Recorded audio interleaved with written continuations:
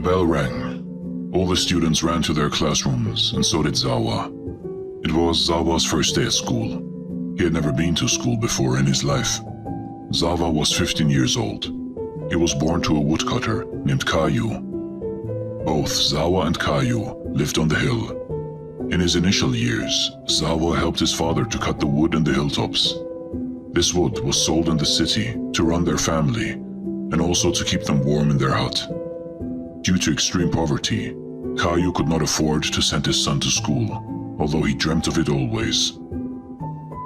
Zawa had always been helping his father and also learned the woodcutter's work. He was perfect to sharpen the axe and hit the tree at the right spots. He never had friends and never had been to the city. From his birth till now, he was only cutting trees and carrying wood. One day, Kayu told Zawa about his plans to send him to school. "What is a school?" asked Zawa. Kayu laughed and pointed to the red building down the hill. "That is a school, and you will get education there. With education, you will become intelligent and find better work than this," replied Kayu. Not sure Zawa understood what his father meant. He just nodded a blank yes. He had no idea if there exists a better work than cutting and carrying wood, as he had never seen any, while living at the hilltop. So one day Zawa was sitting in the classroom with all the new kids. The teacher entered the room and everyone greeted in respect. Zawa did as the others did. The teacher announced that today every student had to tell the whole class what their ambition in life was. Zawa had never heard the word ambition before in his life. He was just told by his father that he would learn something at school. So all the students got up one by one. Someone's ambition was to be a pilot. The other one wanted to be a doctor. Another one again an engineer or a soldier, and so on. But Zawa, he had no clue. When his turn came, he stood blank. The teacher asked Zawa what his ambition in life was, and Zawa asked the teacher, "Teacher, what is ambition?" The whole class bursted out laughing. The teacher silenced the class and explained to Zawa that ambition was something that he wanted to achieve in life, something that he wanted to do, or something that he wanted to become. Zawa still stood blank. All his life he had chopped and carried wood. He had no idea that there was something called ambition, in which he had to get something, which was supposed to be far from him, as per the definition of ambition given to him. Zawa replied slowly, "I don't have ambition. I cut wood and carry branches from hill trees with my father. We work during the day, eat in the evenings, and sleep during the night. There is nothing more than that. I and my father achieve all that we plan in the morning by the night." The whole class started laughing again. The teacher silenced the class again. Of course, Zawa was not telling a lie, and the children were just conditioned to laugh at anything that wasn't something that they knew. So the teacher told Zawa, "You must have an ambition. Without ambition, you are a goalless person, an empty person, who is lacking any sense of direction." So Zawa went deep into thoughts. He stood blank. He couldn't understand why the teacher was asking him to imagine something, a goal or a destination. It made no sense to him. All his life he thought that cutting wood in the morning and sleeping at night is all that there had to be done. There was nothing else to be done. And now he was being told that there was something else to be done, which had not been done yet, and he must do it because he was born without it and he must get it. The teacher continued, "You have to walk the path, Zawa. You have to work hard. If you continue to work hard, one day you will surely reach your destination." But Zawa asked, "What road? What destination?"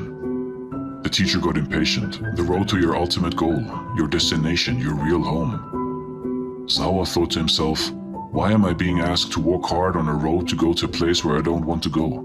They call this place a goal, a destination. They think everyone must keep walking on that road to reach that place. But what if I do not want to reach my goal? What if I do not want to reach the destination? I don't even know how far it is. How do I know? And if I reach there, how do I know that I am there? Do I sit and keep waiting, or do I get bored and move beyond it? Or do I walk back to where I started? I don't feel I have to walk so far to a place which does not look any more beautiful than my hilltop house. Is it compulsory for everyone to walk to their goals? What about people who choose not to? Are they called directionless? But what does it matter if someone is already at his destination?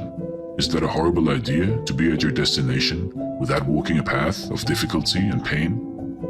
The students kept giggling as Zawa looked immersed in his thoughts.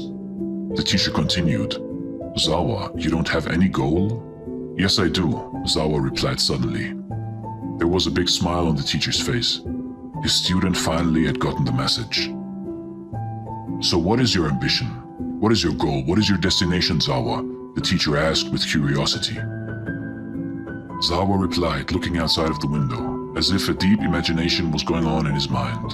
He said, I want to cut the wood in the morning, drink my tea in the evening, and sleep at night. And the teacher said, No, that is not an ambition, Zawa, because you are already doing it. Zawa replied, Yes, isn't that great? Because I have already reached my destination. The teacher got angry and dismissed the class. Zawa looked confused and unanswered. That night, Zawa told his father, Caillou, what had happened at school. Father, we are cutting the wood from the trees, which are already there. But the school is telling me to cut the wood from the trees which are not there. They are asking everyone to first grow a tree, wait for it to grow up, and then cut the wood. Something which we are doing right now without growing one. Kaya laughed at the intelligent feedback of such a simple question. He asked Zawa how he felt about his life. Zawa was happy chopping wood because that is all he had done. He found satisfaction and happiness in his work. But the new word at school, called ambition, was supposed to be telling him that happiness and satisfaction were not to be felt so easily, but after a lot of hard work and pain. You can never be already at your goal at the start of your life.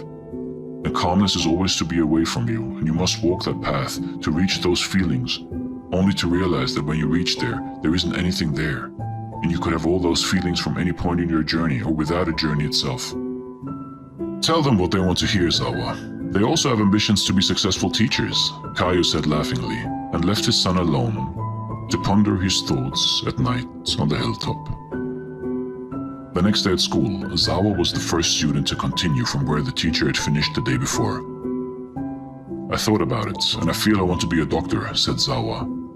The teacher gave a big smile and clapped for Zawa as he took his seat, and the class continued.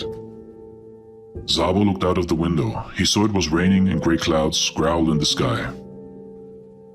The clouds never moved in one direction, they just moved. The rain did not fall in any direction, it just rained. The grass didn't grow in any pattern, it just grew. None of these elements in nature looked as if they had a plan. They were just being themselves, true to their real nature. Then he saw a gardener cutting the grass into a beautiful design to give it a shape. He realized that humans couldn't live with nature without changing it. And humans themselves are a part of that nature, ironically. You've seen life in your life. Is there really a path for you to walk? Is there a goal for you to reach?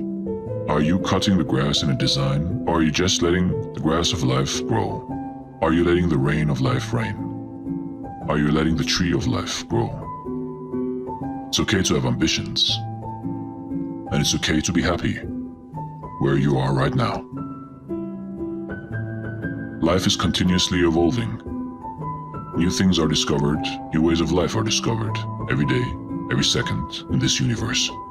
This is Dare to Do Motivation, Stories. Thank you so much for watching.